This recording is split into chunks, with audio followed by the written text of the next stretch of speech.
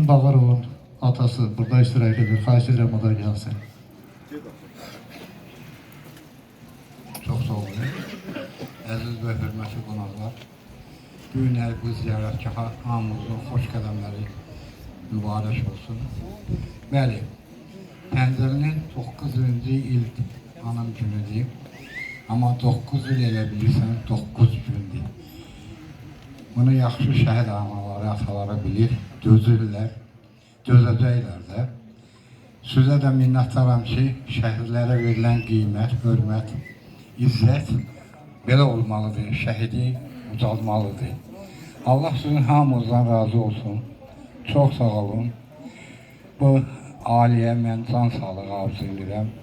Allahı mənə, yenə də deyirəm, Allah nə qədər mənə can verib, ömür verib, hər il yenə də gələcəm, Pəncəli balamızı ziyarət edəcəm. Allah bütün şəhidlərimizin ruhunu şad eləsin, şəhid ailələrinə can sağlığı, uzun ömür arzu edirəm. Çox sağ olun.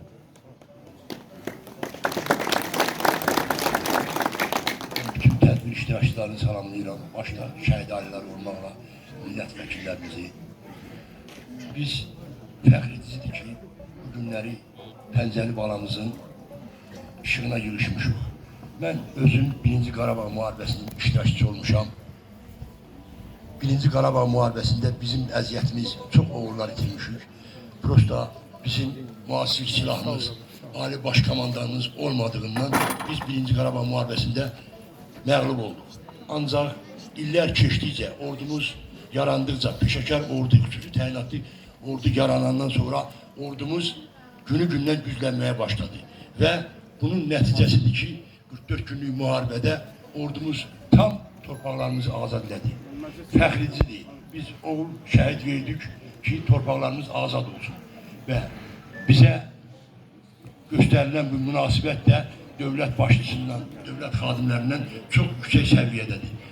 Mən şəhid adası kimi qürur duyuram ki, vətənin azadlığı uğrunda, torpaqlarımızın azadlığı, suverenliyi uğrunda öz balamı şəhid vermişəm.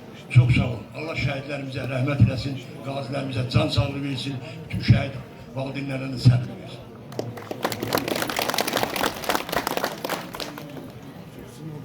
Mən də öz növbəmdə bütün elimi salamlayıram. Buraya yığılışanların hər biri bizim baş tacımızdır. Çünki bunlar bugün elə bir günə yığılışmışız ki, elə bir igidin anım günlə yığılışmışız ki, bunlar birbaşa bizim fərəh yerimizdir. Mən deməzdim Allah şəhidlərə rəhmət eləsin. Çünki bizim Quranda bizə şəhidlərimiz diridir deyirlər. İmam Hüseyin ağamız şəhidlər sərvari olan bir ağamız başda olmaqla bütün şəhidlərə salam olsun deyərdim. Allah bu şəhidlərin məqamını həmişə ucadan uca eləsin. Çünki onlar bizi başı uca olan bir xalq kimi dünyaya tanıtdırdılar. Və onların ehtiramını qoruyan, onların bu gününə qiymət verən elm oban var olsun. Əgər belə bir qeyriyyətli elm vardırsa, şəhidlərimiz həmişə əbədi yaşar olacaq və olmalıdır da. Bizim qabaqda gedən ölü öndərimiz Heydər Əliyevə də Allah rəhmət eləsin. Çünki o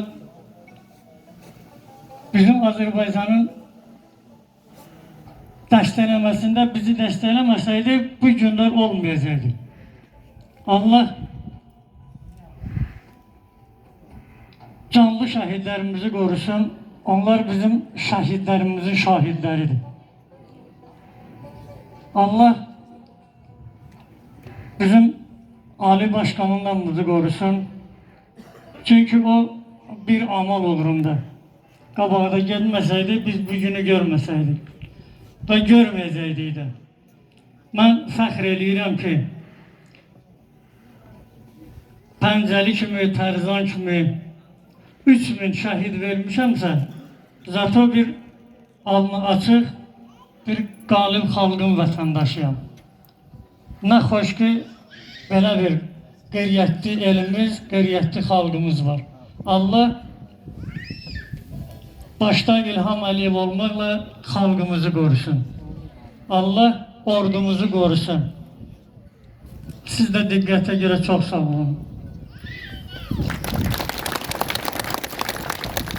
Mən də sizi salamlayıram. Allah bütün şəhid analarına səbir versin. Pəncəli babamızın yeri cənnət olsun. Bütün şəhid babamızın yeri cənnət olsun. Ondan sonra cənnətdədir. Var olasınız, sağ olasınız.